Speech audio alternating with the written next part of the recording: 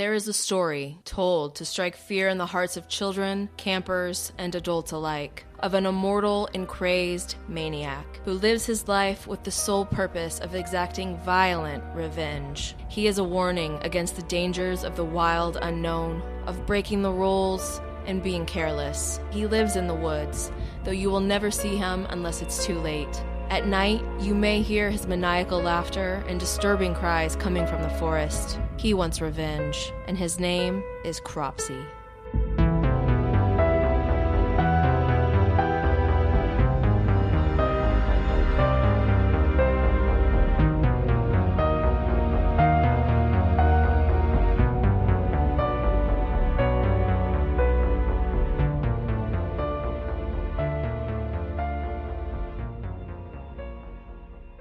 Creep It Real is a weekly podcast where we present our theories of the subjects we cover based on our interest and research. Some material may be graphic and disturbing, so proceed with caution. Hey everybody. Thanks for joining me this week. I am on my own. Shy is on spring break, so it is going to be just me. You got Ashley and that's it. It'll be great. This week is also a little different because since I'm alone this week, I am going to be talking to myself a lot like I have somebody here with me, and y'all just going to get really good insight into the way I live, talking to myself a lot. So this week is also a little different because we are going to I'm just going to keep saying we. So we are going to be talking about Cropsey, an urban legend, which we have not really gotten an urban legend episode in yet. So here we go. First one. I picked one that I didn't really know much about, honestly. So I came into this fully unaware. But it's interesting. There's a million different stories that you can find that all have kind of a little bit varying details, but they all have the general theme of Cropsey coming for revenge and scaring some kids, which I think we can all get behind. So, right? Am I alone on that one? So here's the first one that it kind of is the earliest I've found from the 1950s, which is supposedly when the Cropsey tale began to emerge. Let's dive into it. It's from Alpine, New Jersey. The Cropsey family were gentlemen farmers on a large tract of land. The father living with his two sons after his wife passed away, giving birth to the second child. Sometime after the mother died, the father also died. The elder son wanted the total inheritance, basically meaning he wanted to run the farm himself. He imprisoned his younger brother in the basement, chained him up, and barely fed him. The younger brother drifted into insanity. He went unwashed, existed off slop his brother gave him once a day at night. His hair grew long and matted. His nails also grew long.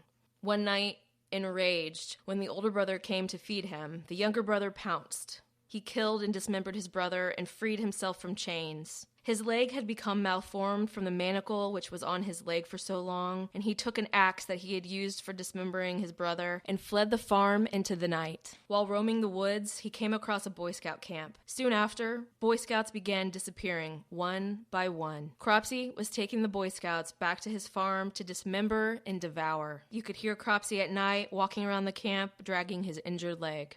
The way the stories all start out is this tragic event that happens to Cropsey, which kind of makes you feel bad for him a little bit. But that is until he is driven to madness and begins to take revenge.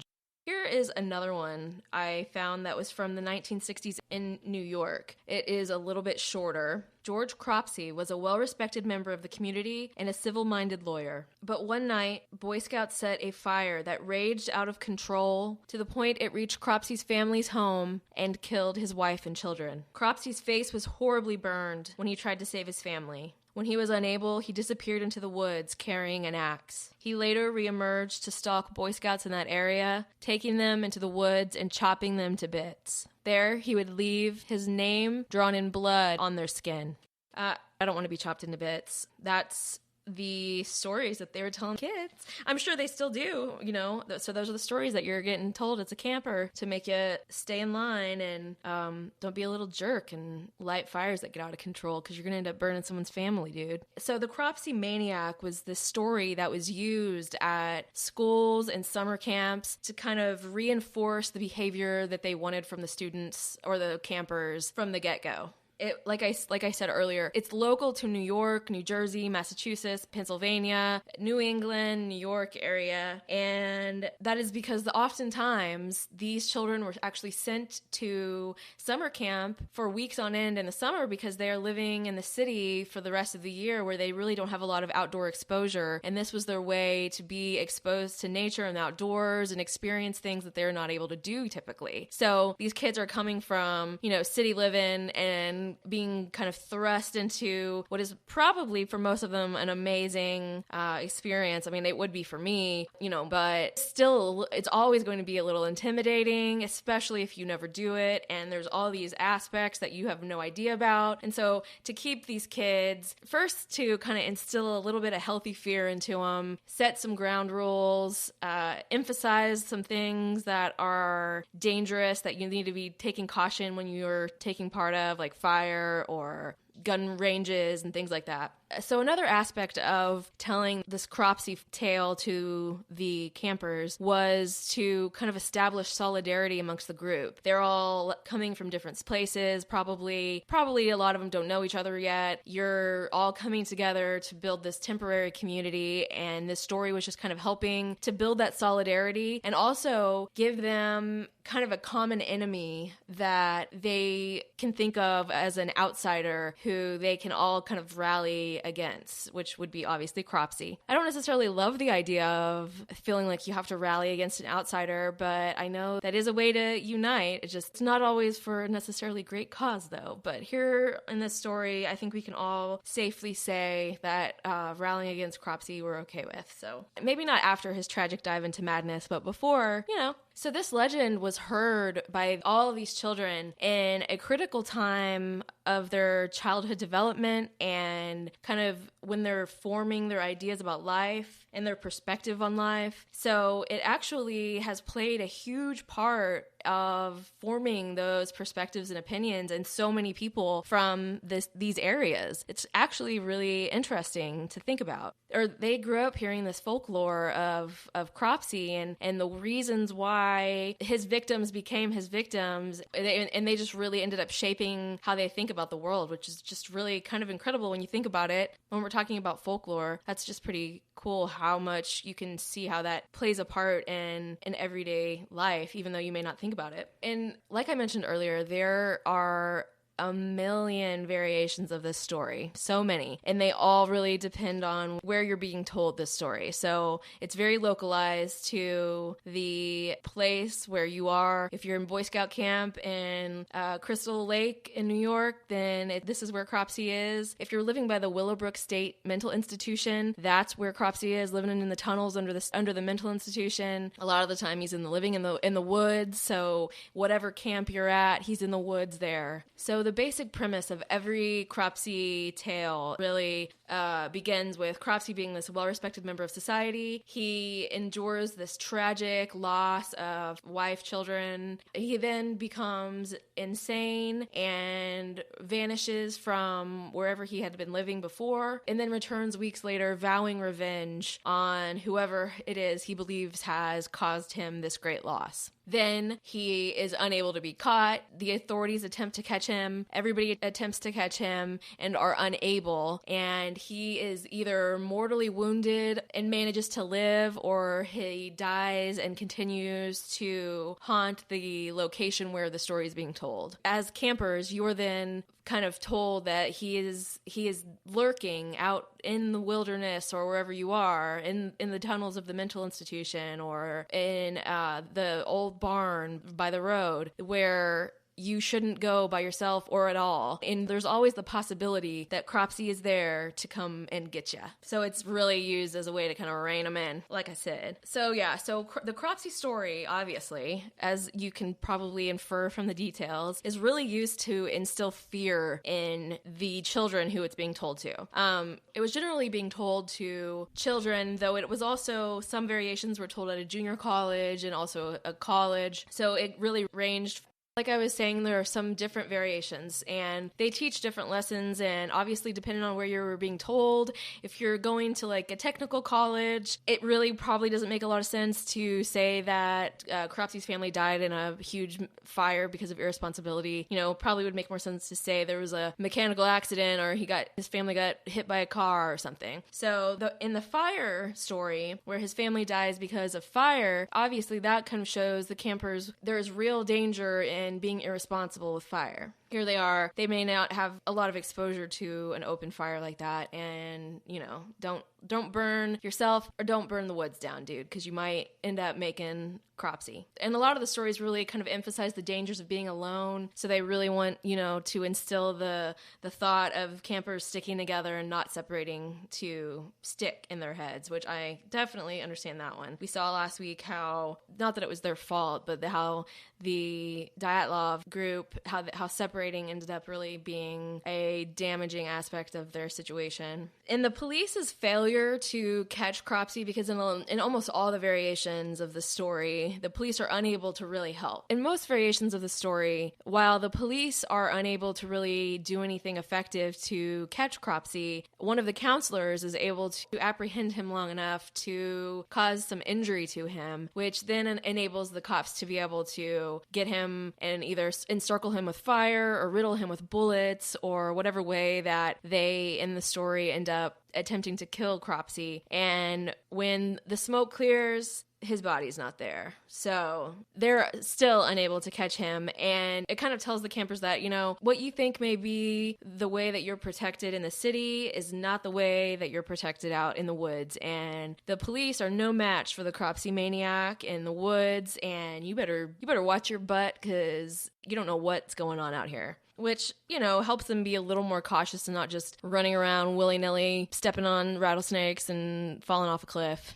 Cropsey always survives, or at least gets away from whatever attack that is inflicted on him, and whatever mortal wound that he is inflicted with, his body is never found. It's really important to the story for his fate to be uncertain, because it leaves the story open-ended, and there's no timestamp on that story. You can carry it to an indeterminate future. You can tie any sort of noise or unexpected event to Cropsey. You can, if you hear a twig break while you're telling the story, it can be Cropsey, or, you can scare these kids silly. So that really gives Cropsey kind of life beyond just the legend that can be applied to their surroundings and get them something that they actually end up even taking home with them, for better or worse. Whether that's good or bad, I'm not sure. So that's the basic story of Cropsey. And in 1981, there was a slasher movie made called The Burning. It was made by Harvey and Bob Weinstein, who I think we all know have been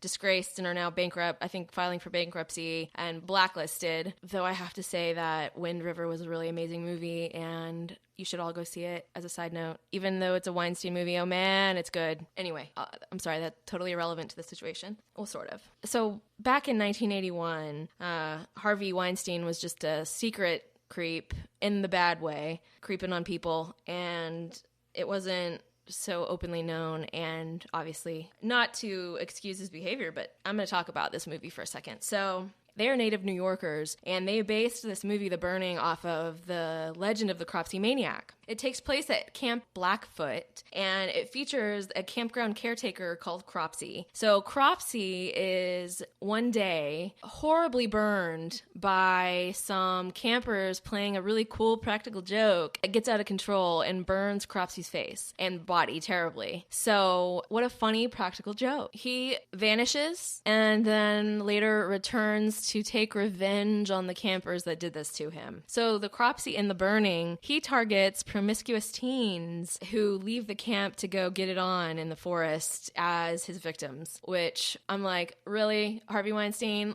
did you have to be such a creep all the time? Like, just couldn't get away from it? Because in no other variation of the Cropsey maniac is there any sort of promiscuous teens get snatched in the woods thing. So that old bloated creep had to add that in, of course. But anyway, so there was also another movie that was being made essentially at the same time. In 1982, it was going to be released, so it was like a few months after The Burning was released, and they were doing the exact same thing. So they were making the exact same movie about Cropsey. The story was basically the same, and they ended up having to, at the last minute, change the premise and the main antagonist. This movie that was also going to be a Cropsey movie was called Madman, and they had to change it at the last minute to be a murderer, Madman Mars, who was accidentally summoned to camp by some campers doing like a seance around a fire. So yeah, obviously there was some conflict there, and so yeah, they had to change it at the last minute. In 2009, there was a documentary called Cropsey that was released that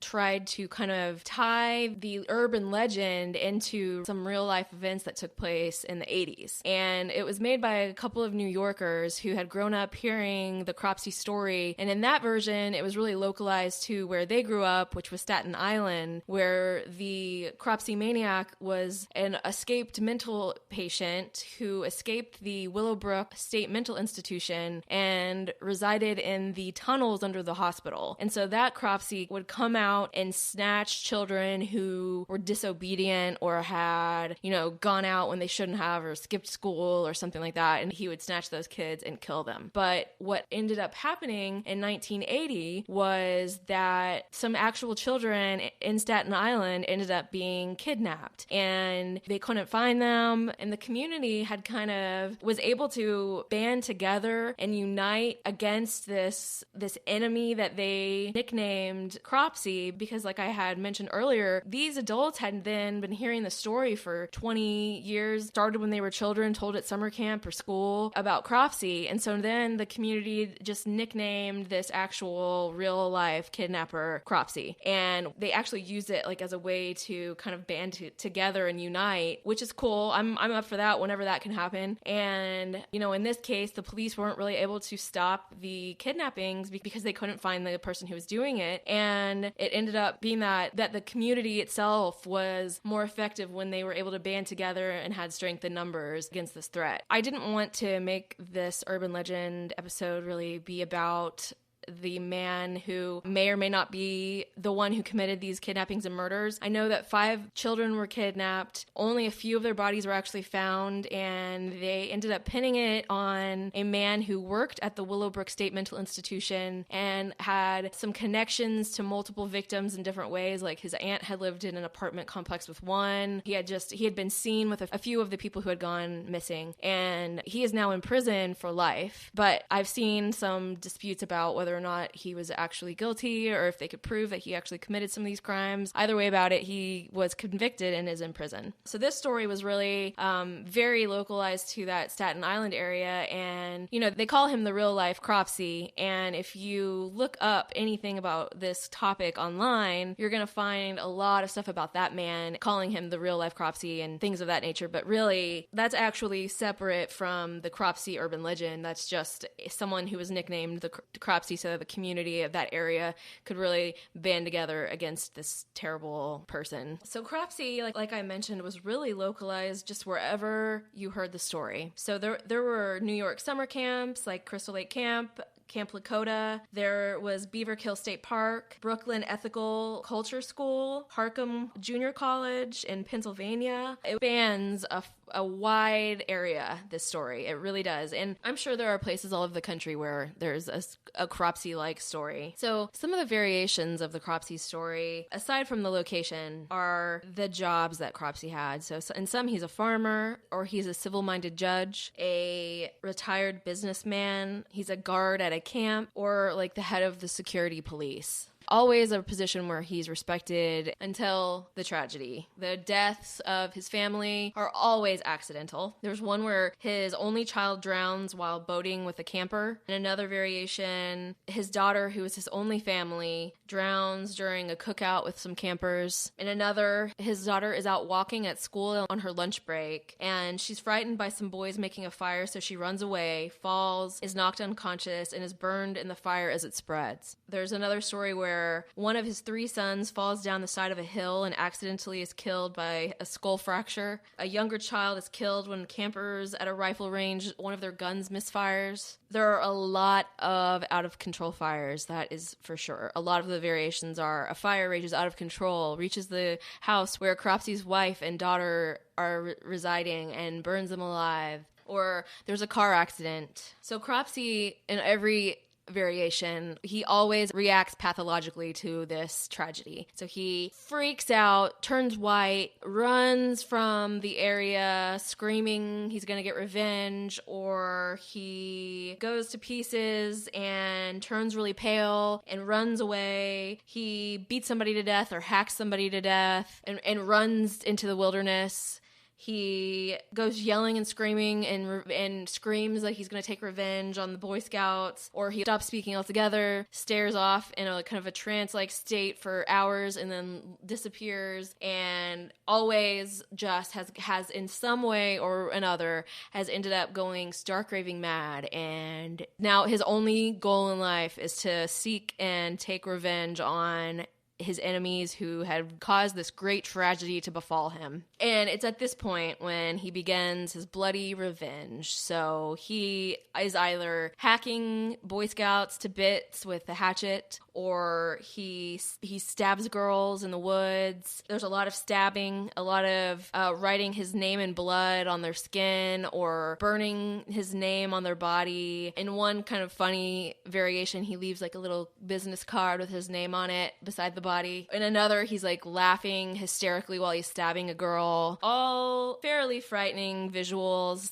that I would say are pretty effective at summer camp in scaring the poop out of some of those kids and sending them pooping all over the place. That was just a little inside joke for all you John Bonet fans. Anyway. Yeah, so definitely gonna scare some kids into acting, kind of staying in line while they're here away at camp for a few weeks. So, the authorities attempt to catch him, counselors attempt to catch him, but he, eludes them always. They never are effective in capturing him, and even after he's supposed to die, he ends up still haunting the location in whatever form, if it's alive, if it's immortal, if it's a ghost, whatever it is, he is always present, and there is always the real threat of him coming and snatching you up or chopping you to bits or setting fire to your camp. You better act right. You better not wander off alone. You better not be irresponsible with your fire or with your guns. You better watch where you're walking. You better watch what you're doing when you're swimming. If you're driving, you better not be drunk, or you better not be swerving around trying to be funny. You better just act right, or you're going to end up creating a Cropsey.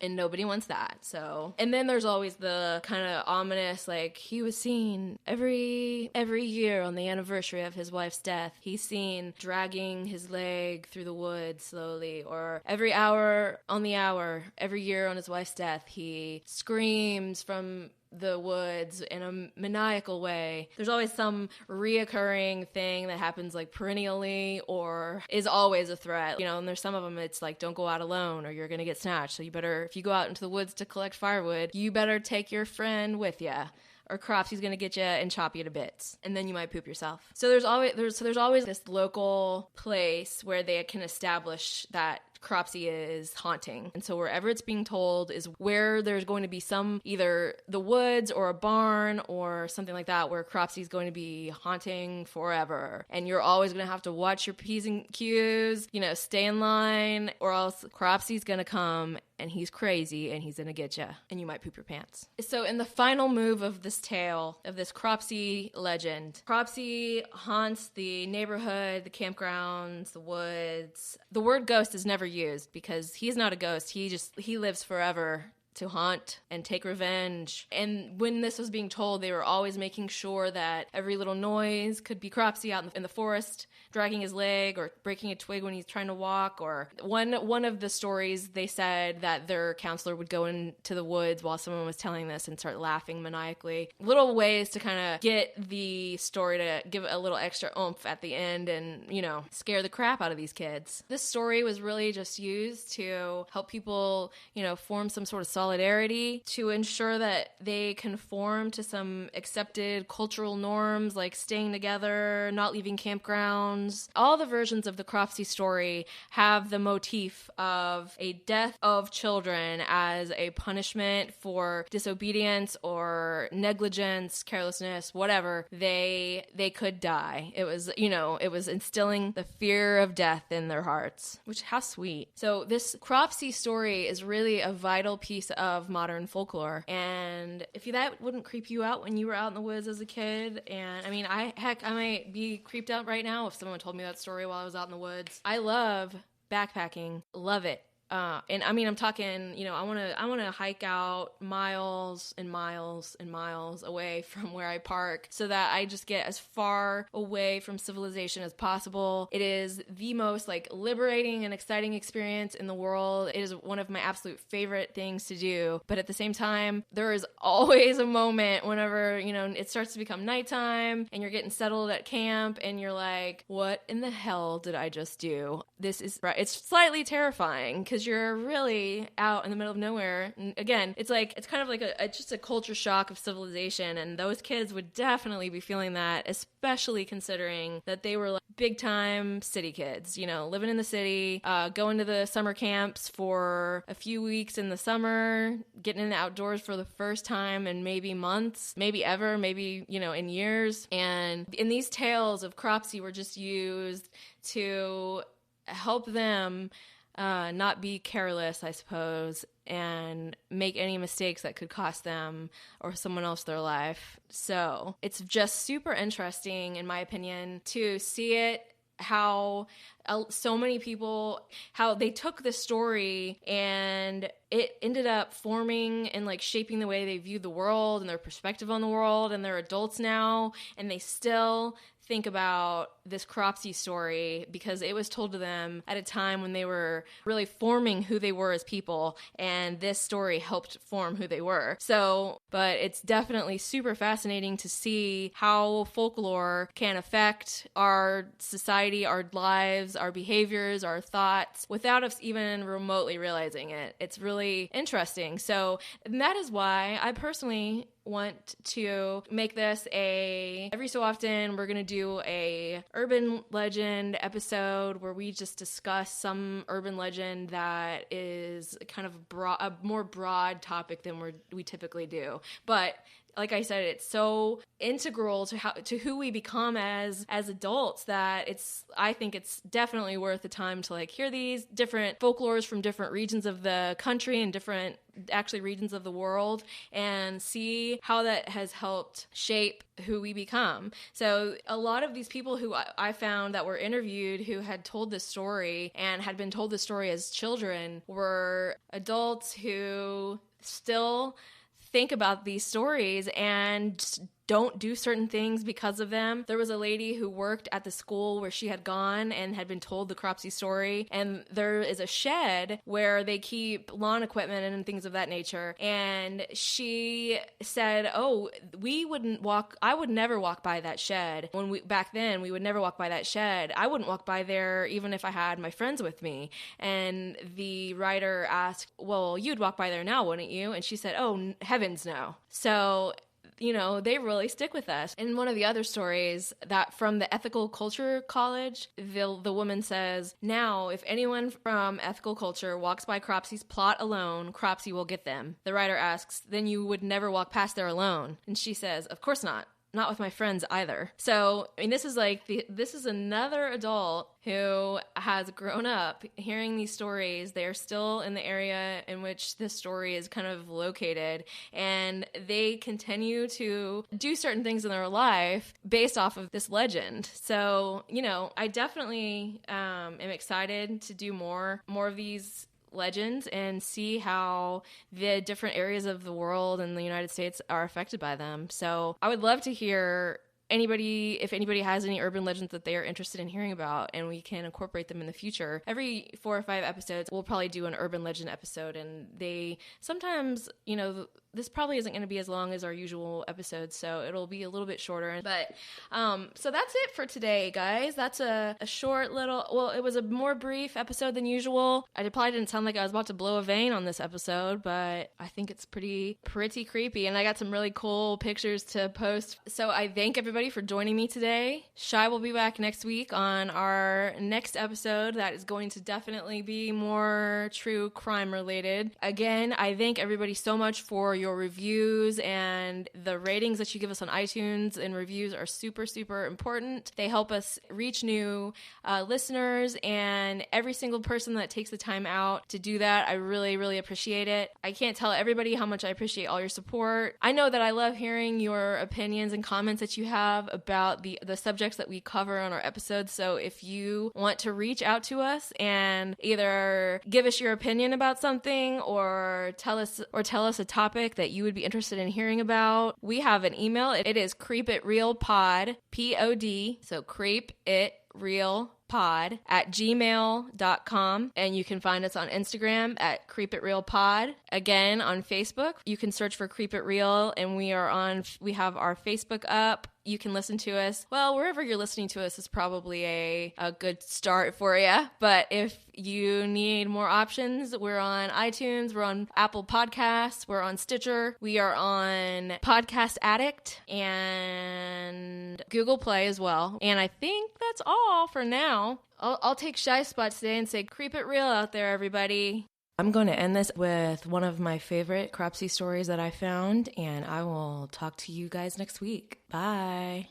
George Cropsey was a judge. He had a wife and 2 children, all of whom he loved very much. He owned a small summer cottage along the shores of Maston Lake. His wife and children would go there for the summer months, and he would come up to visit with them on weekends. One night, 2 campers snuck away from the camp's scheduled evening activity and went down to the lake to roast some marshmallows. The fire they built went out of control, and there was a big fire on the lake. Cropsey's family was burnt to death. When Cropsey read the report in the newspaper, it is said he became completely white and disappeared from his home. 2 weeks later, one of the campers from Lakota was found near the lake chopped to death with an axe. There was talk of closing the camp for the remainder of the summer, but they didn't. The camp owners insisted upon constant supervision of the campers. There were state troopers posted in the area, and each counselor slept with either a knife, an axe, or a rifle. One night, at about 3 a.m, one of the counselors was awakened by the screams of one of his campers. He put his flashlight in the direction of the screams and saw his camper bleeding to death, and standing over him, a man with chalk-white hair, red, bloodshot eyes, and swinging a long, bloody axe. When the maniac saw the light, he ran from the bunk, but the counselor chopped at his leg with the hatchet he was armed with. The man got away but left a trail of blood into the woods. The state troopers were called and followed the trail into the woods. They called to Cropsey to surrender, but all they heard was crazed laughter. They determined his position, and when he would not give himself up, they built a circle of fire around him. When the fire had subsided, they searched the woods for his remains, but could find nothing. The police closed the file on George Cropsey, assuming him to be dead. It is said that on the evening of the anniversary of the death of Judge Cropsey's family, you can see the shadow of a man limping along the shores of Maston Lake.